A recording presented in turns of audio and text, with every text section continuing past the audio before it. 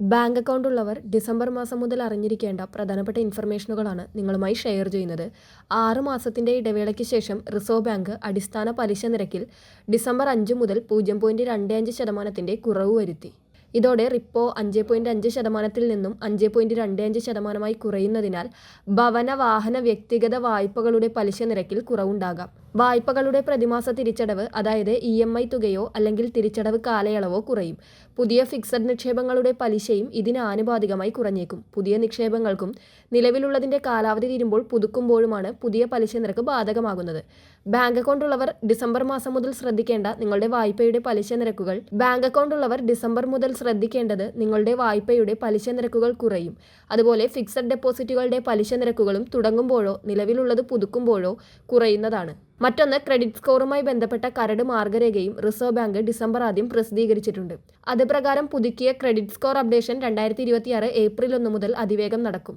കഴിഞ്ഞ വർഷം വരെ മാസത്തിൽ ഒരിക്കൽ മാത്രമാണ് ബാങ്കുകളടക്കമുള്ള ധനസ്ഥാപനങ്ങൾ നമ്മുടെ വായ്പാ വിവരങ്ങൾ സിബിൽ പോലുള്ള ക്രെഡിറ്റ് ഇൻഫർമേഷൻ കമ്പനികളുമായി പങ്കുവച്ചിരുന്നത്. ഇത് ഇക്കഴിഞ്ഞ ജനുവരി 1 മുതൽ 2 ആഴ്ചയായി സമയപരിധി നിശ്ചയിക്കപ്പെട്ടിരുന്നു. പുതിയ കരട് ചട്ടമനുസരിച്ച് ഓരോ ആഴ്ചയും ഇനി ഈ പങ്കുവെക്കൽ നടക്കണം. ഫലത്തിൽ സിബിൽ പോലെയുള്ള ക്രെഡിറ്റ് സ്കോറുകൾ ഓരോ ആഴ്ചയും പരിഷ്കരിക്കപ്പെടും. അതായത് ഒരു വായ്പ അടച്ചു തീർന്നാൽ അത് ക്രെഡിറ്റ് സ്കോറിൽ പ്രതിഫലിക്കാൻ ഇനി ഒരാഴ്ച മതിയാകും. തിരിച്ചടവിൽ വീഴ്ച വരുത്തിയാലും അപ്ഡേഷൻ വേഗത്തിൽ നടക്കുമെന്ന് ചുരുക്കം. ക്രെഡിറ്റ് സ്കോറിനെ ആശ്രയിക്കുന്നത് വൻതോതിൽ കൂടിയ സാഹചര്യത്തിലാണ് റിസർവ് ബാങ്കിന്റെ തീരുമാനം. വായ്പ നൽകുന്ന സ്ഥാപനങ്ങൾക്ക് വായ്പ എടുക്കുന്നതിനായി വരുന്നയാളെക്കുറിച്ച് കൂടുതൽ കൃത്യമായ വിവരം ലഭിക്കുവാനും തീരുമാനം സഹായിക്കും. ഓരോ മാസവും 7, 14, 21, 28 എന്നീ തീയതികൾ അടിസ്ഥാനമാക്കിയ വായ്പാ വിവരങ്ങളാണ് സിബിൽ പോലുള്ള ക്രെഡിറ്റ് ഇൻഫർമേഷൻ കമ്പനികളുമായി ബാങ്കുകൾ പങ്കുവയ്ക്കേണ്ടത്. അടുത്ത അറിയിപ്പ്, സാധാരണക്കാർ കൂടുതൽ ആശ്രയിക്കുന്ന സഹകരണ ബാങ്ക് വായ്പകളുടെ പരിധി കൂട്ടിയിരിക്കുകയാണ്. സഹകരണ ബാങ്കുകൾക്കും സംഘങ്ങൾക്കും നൽകാവുന്ന ഉയർന്ന വായ്പ 75 ലക്ഷം രൂപയിൽ നിന്ന് 1 കോടിയായി ഉയർത്തി.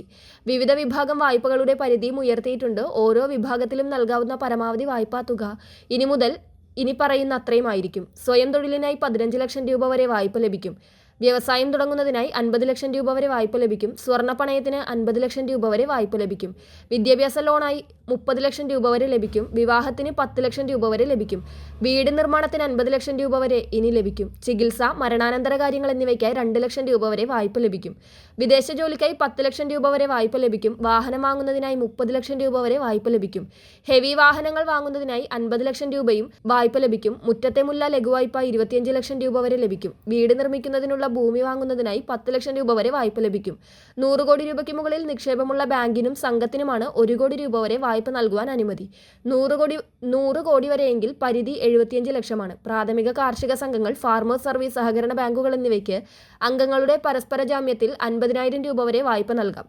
വസ്തുവോ ശമ്പള സർട്ടിഫിക്കറ്റോ ജാമ്യമായി കാർഷികേതര വായ്പകൾ 10 ലക്ഷം രൂപ വരെ നൽകാം. വായ്പ നൽകുന്ന ജാമ്യവസ്തുവിന്റെ മൂല്യനിർണ്ണയം കൃത്യമായി നടത്തണമെന്നും സഹകരണ രജിസ്റ്റർ നിർദ്ദേശം നൽകിയിട്ടുണ്ട്. അടുത്തത്, 10 വർഷം പൂർത്തിയായ ബാങ്ക് അക്കൗണ്ടുകളുടെ KYC പുതുക്കണമെന്നും അല്ലാത്തപക്ഷം ബാങ്കിംഗ് സേവനങ്ങൾ തടസ്സപ്പെടുമെന്നും റിപ്പോർട്ടുകൾ വന്നിട്ടുണ്ട്. KYC നടപടികൾ പൂർത്തിയാക്കിയില്ലെങ്കിൽ ക്ഷേമ പെൻഷനായും സബ്സിഡിയായും എത്തുന്ന തുകയടക്കം പിൻവലിക്കാനാവില്ല. ചെക്കുകൾ മടങ്ങുന്നതിനും ഇടയാകുമെന്നും നേരത്തെ അറിയിപ്പുകൾ വന്നിരുന്നു. ബാങ്കിലെത്തി ഫോട്ടോ, ആധാർ, പാൻ കാർഡ് എന്നിവ നൽകിയാണ് KYC പുതുക്കേണ്ടത്.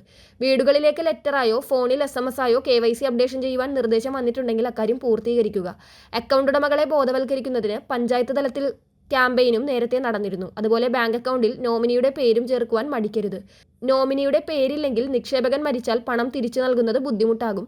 ഇത്തരം തുക 10 വർഷത്തിന് ശേഷം റിസർവ് ബാങ്കിന് കൈമാറും. രാജ്യത്ത് അവകാശികളില്ലാതെ 67,000 കോടി രൂപ നിക്ഷേപമായി ഉണ്ടെന്നാണ് റിപ്പോർട്ടുകൾ വന്നിരിക്കുന്നത്. വളരെ പ്രധാനപ്പെട്ട ഒരു ഇൻഫർമേഷൻ സുഹൃത്തുക്കളിലേക്കും ഗ്രൂപ്പുകളിലേക്കും ഷെയർ ചെയ്യുക. മറ്റൊരു ഇൻഫോർമേറ്റീവ് വീഡിയോയുമായി വീണ്ടും കാണാം.